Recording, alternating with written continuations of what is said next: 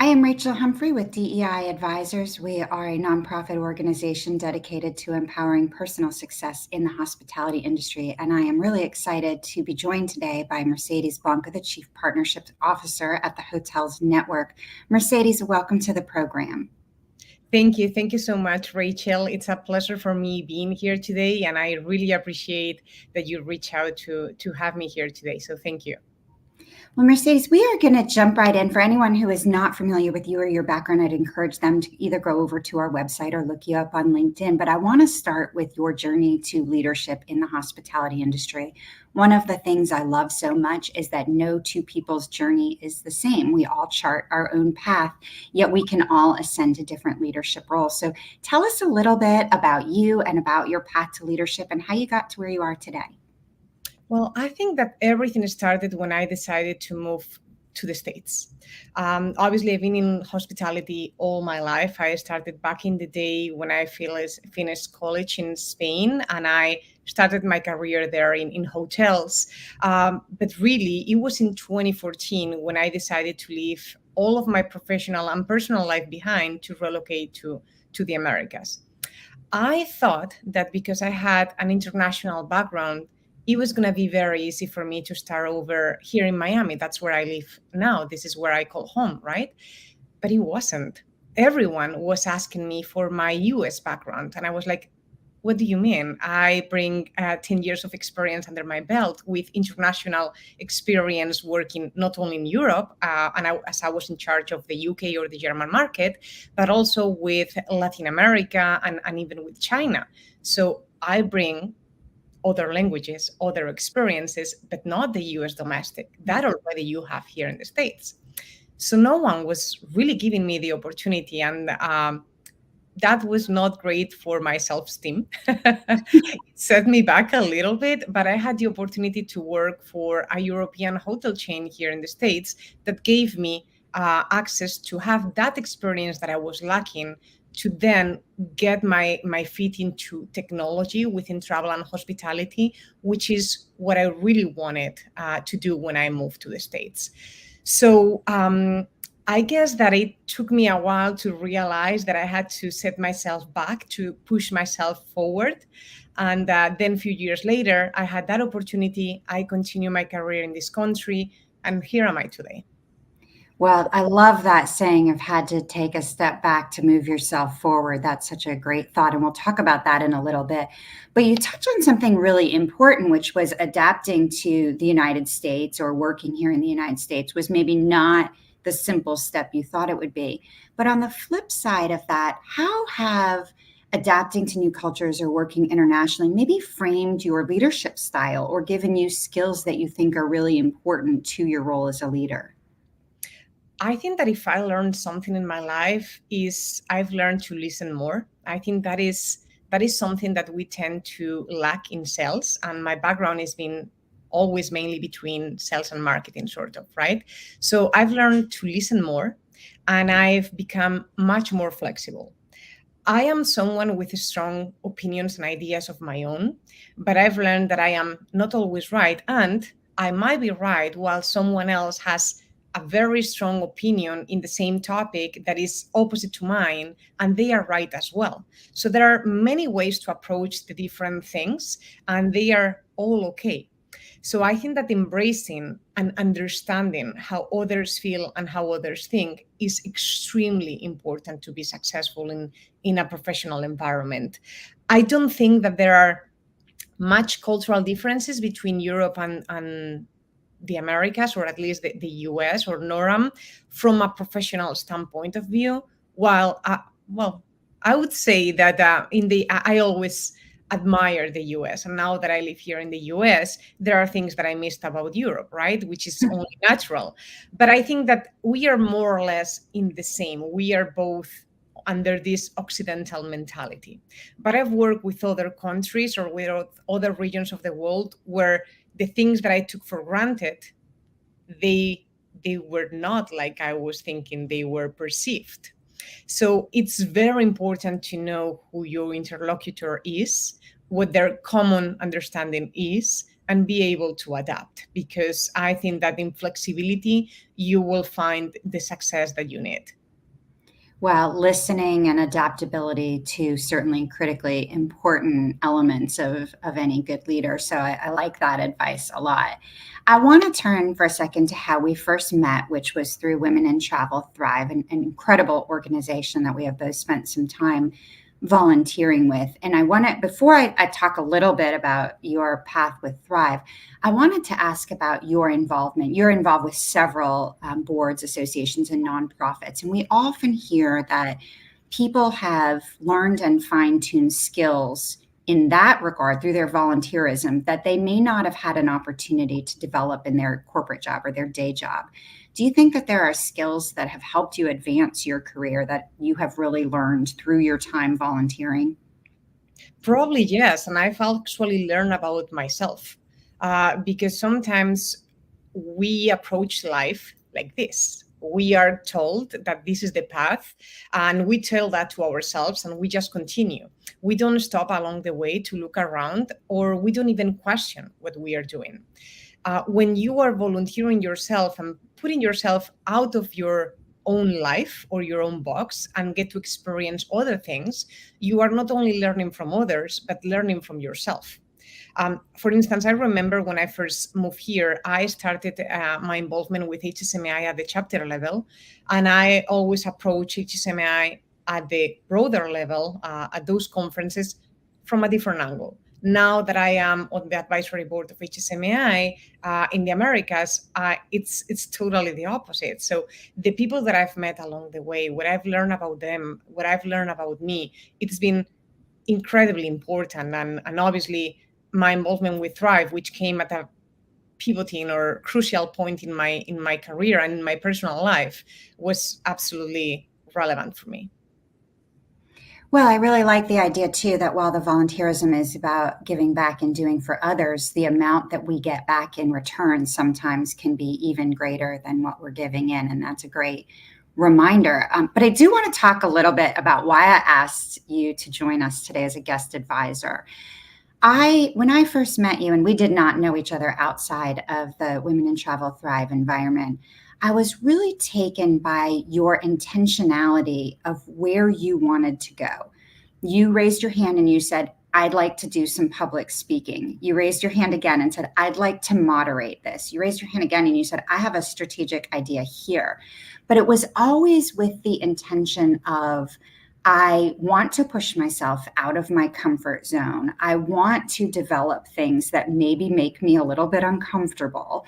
And I'm curious about that because that's an incredibly powerful thing to witness somebody else do and tends to rub off on those of us who are lucky enough to be on your journey.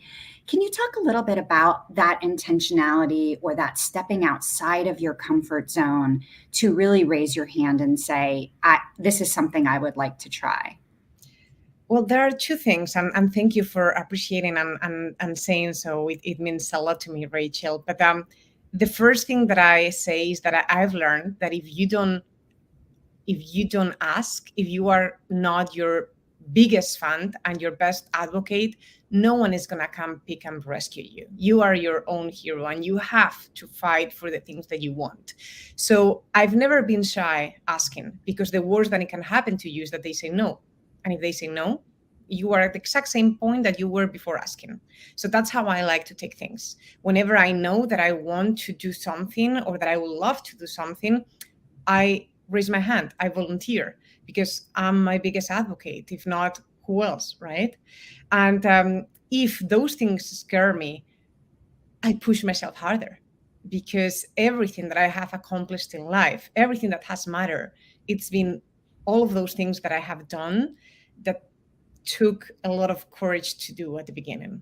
And I live my life actually in a way that I push myself to do things that scares me, because I think that life starts beyond your comfort zone.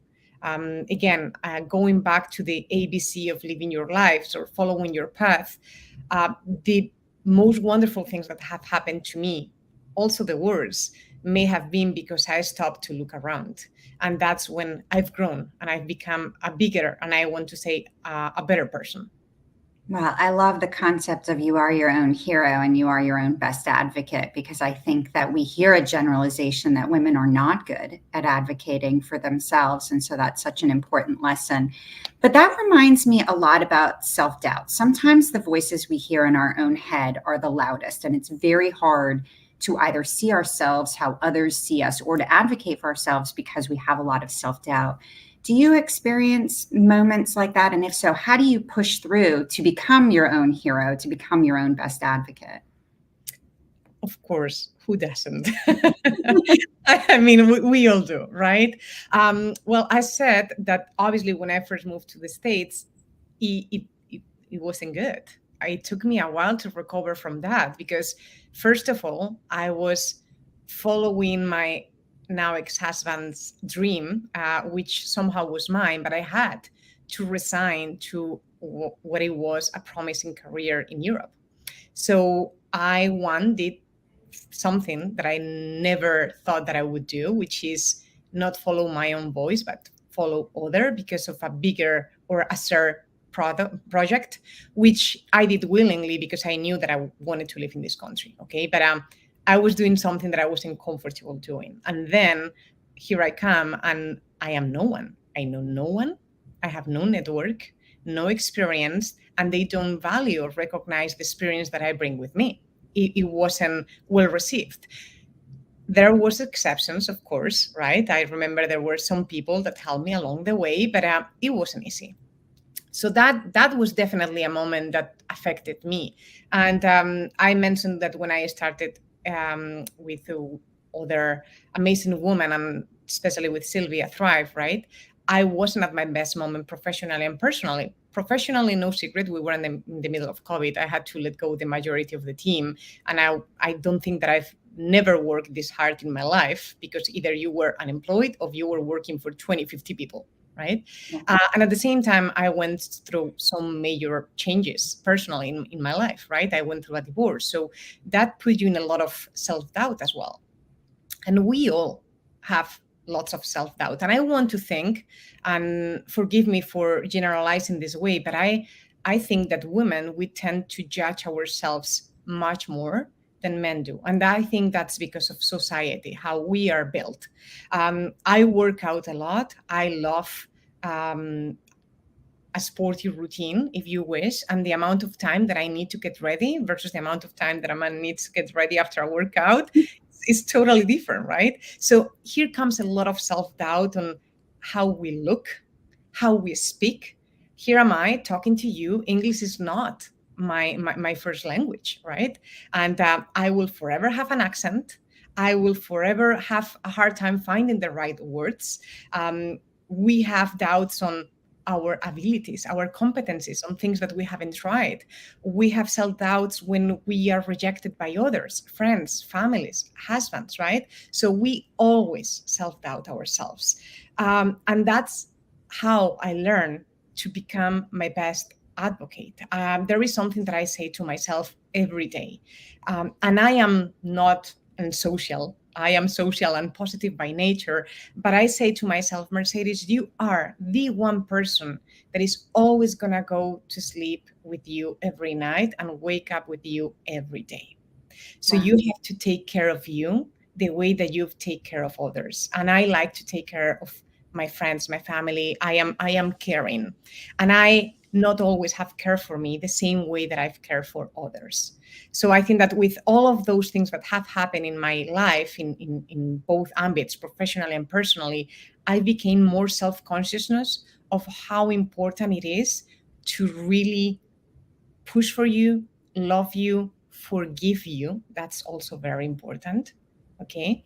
And admit when things are tough or when they aren't. And don't be afraid.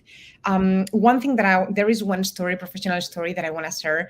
When I pivoted from hospitality to tech in travel and hospitality, which is what I wanted to do, I did so at VCV, which later was acquired by Reagan. And I was with them for 5 years. And on my first year, I remember I knew that I did great. I knew that I had the numbers to support me, and I knew that there was a story.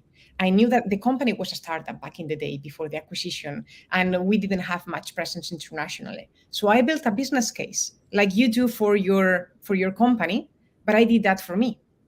I did a business case and I presented a position that didn't existed to push internationally. One, I had international experience.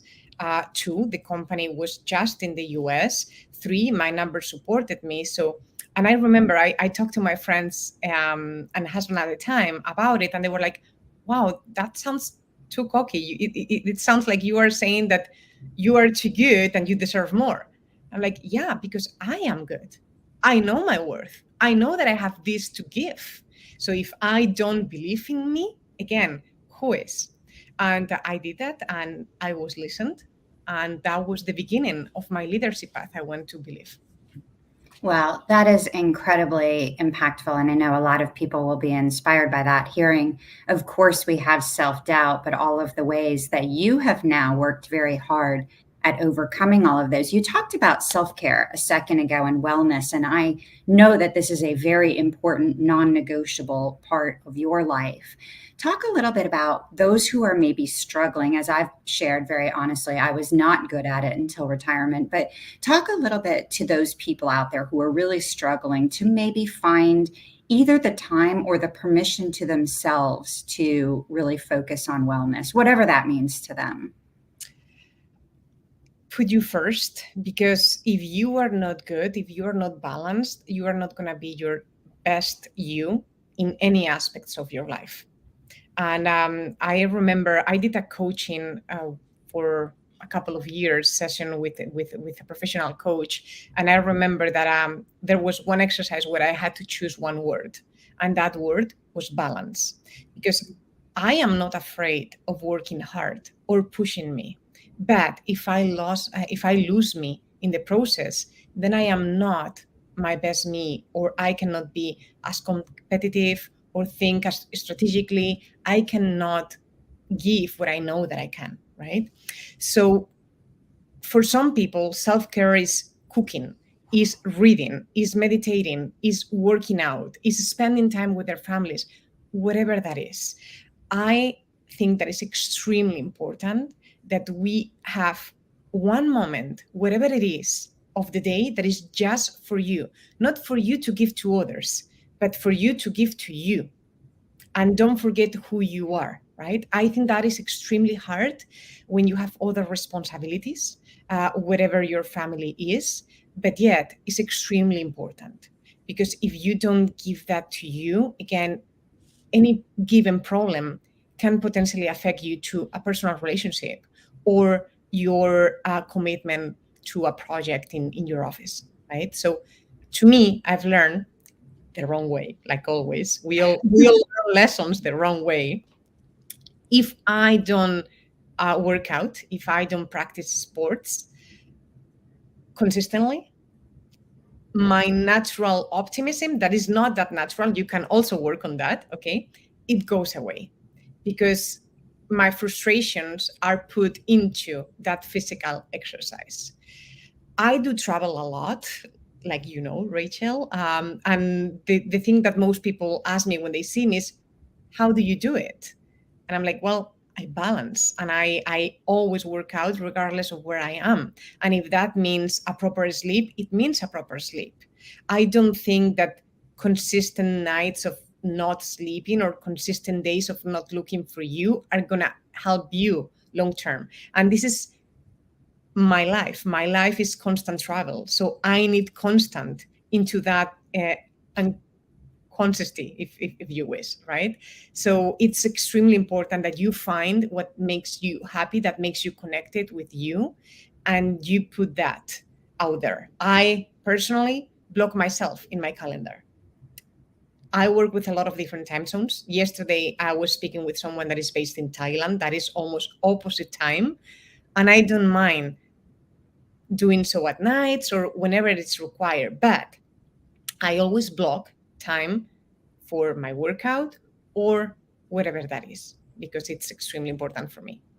Well, again, there's the intentionality that we talked before. And I love hearing so many leaders now are really making that part of self-care or wellness non-negotiable. And you're right, it can be very different things. It can be reading, it can be cooking, it can be exercise, but just finding the time for you. I mentioned earlier saying yes to public speaking, raising your hand, asking to do so. And for many women especially, their fear of or hesitancy to speak publicly can be identified as one of their biggest challenges to accelerating their careers. How do you prepare for speaking opportunities? Is it something that you think comes naturally to you? I've watched your progression actually firsthand over the last couple of years in bigger and bigger venues. Obviously, we all don't start off at the biggest of the venues, but how do you really prepare? What would you tell people who maybe are a little bit uncomfortable or hesitant to raise their hand to say yes to speaking? First of all, I think that I love public speaking because of the rush that comes with it and because of the opportunity of sharing.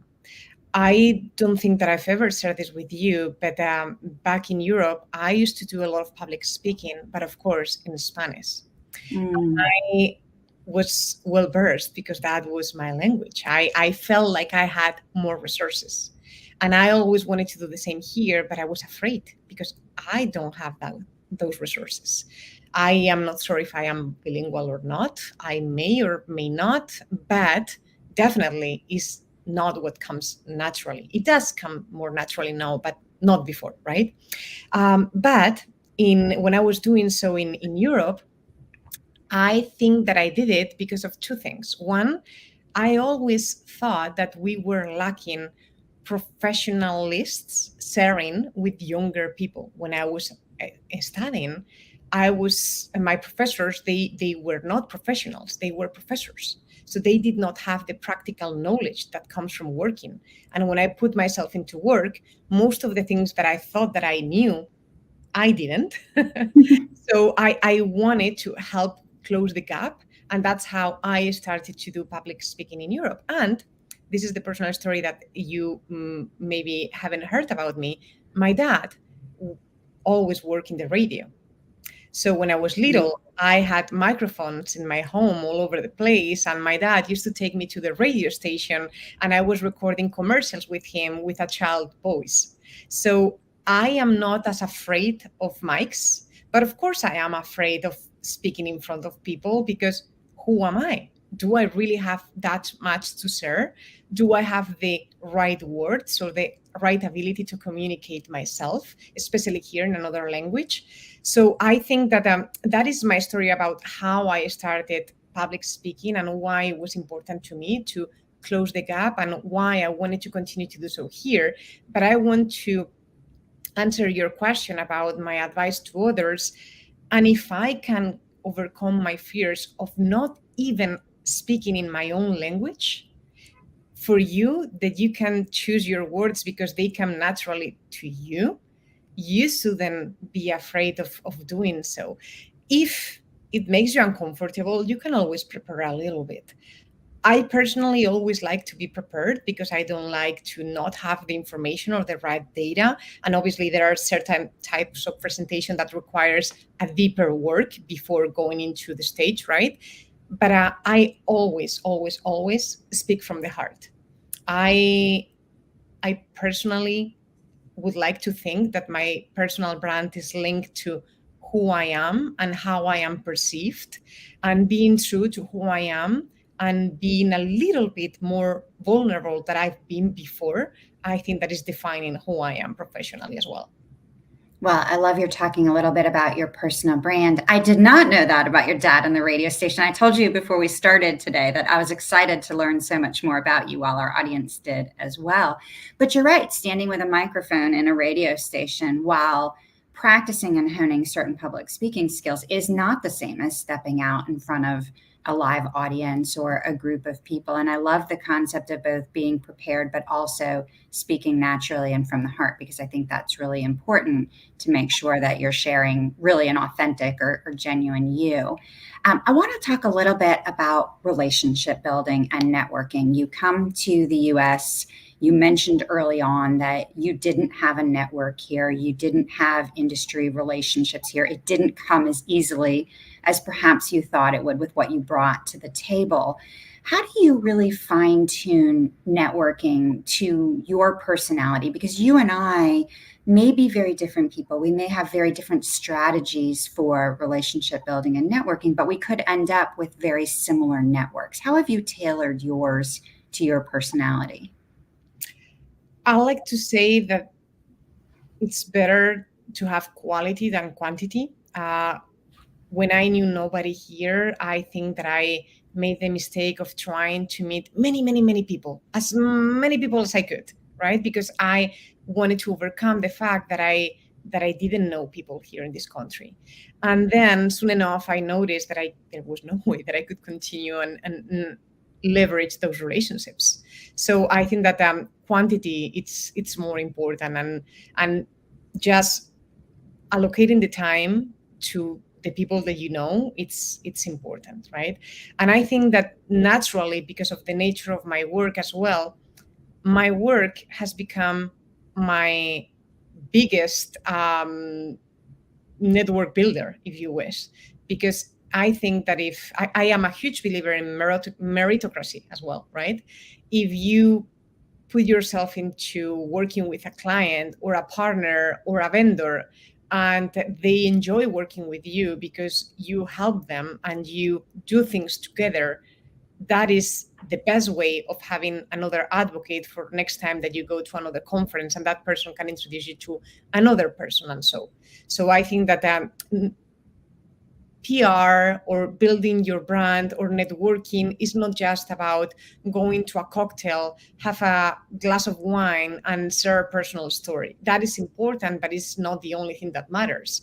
I think that it's a mix of, again, being you at every single moment of your professional life. You don't want also to fake another person that you are not, right? If you are not comfortable speaking to stranger, well, you have to push yourself, but not to the extreme that they don't even recognize the person or that you don't even recognize the person that is doing the speaking right now.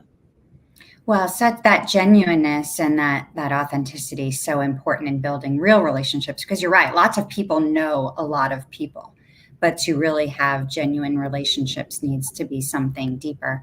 Well, Mercedes, I could speak with you all day long. Not a secret there. I love hearing so much of your great advice, but we're going to run short on time. So I wanted to pivot to two last questions. Frequent listeners of the program know that I love the question, what advice would we give to our younger self? Because I do think reflection is an incredibly critical part of personal and professional growth.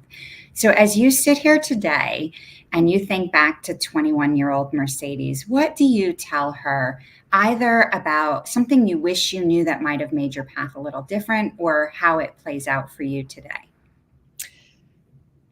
That you are not alone. I think that all my life, I look for external validation of teachers, bosses, friends, family. And obviously, I don't intend to imply that you can do everything alone, because that is not what I am implying. But what I am saying is that sometimes we really don't understand or appreciate the fact that you have you. I love that. I think that I've always needed the push that I wasn't giving me. And what I would like to tell me is that whatever happens before or now, I am not alone. I am fortunate enough to have an amazing network of people that love me, that is going to be there for me, but I am going to be there for me. And remember that I said before to forgive you.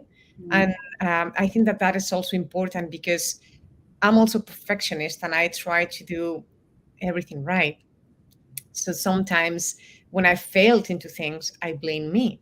So I've learned to forgive me and to learn that if I failed, I can try again. And I think that it's very important to look always back to the past and say, hey, I know you've experienced hard things in life, but here you are, stronger and better.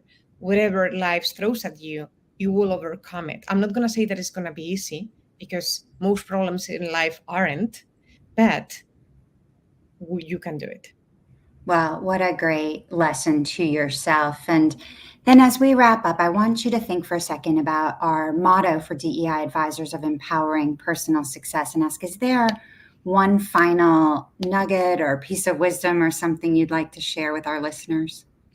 I would love to share something. I have had the opportunity to mentor some people in the industry and to be a mentee for some others, right? And lots of people approach me because they see me at the one conference and they ask, but then they disappear. So my advice to anyone looking for advancement on their careers is, one, don't be shy, raise your hands and ask, always ask. And two, if you really find that someone can be an example or can help you, don't go and disappear. Really develop that relationship, because I am telling you that most of people that I've met along the way, they are willing to help, but people is just not consistent enough to help. And even when volunteering, I have seen people saying, oh, I want to help you with this or with that. Then they come, they do one thing, and that's it. Yeah. Commitment is very important.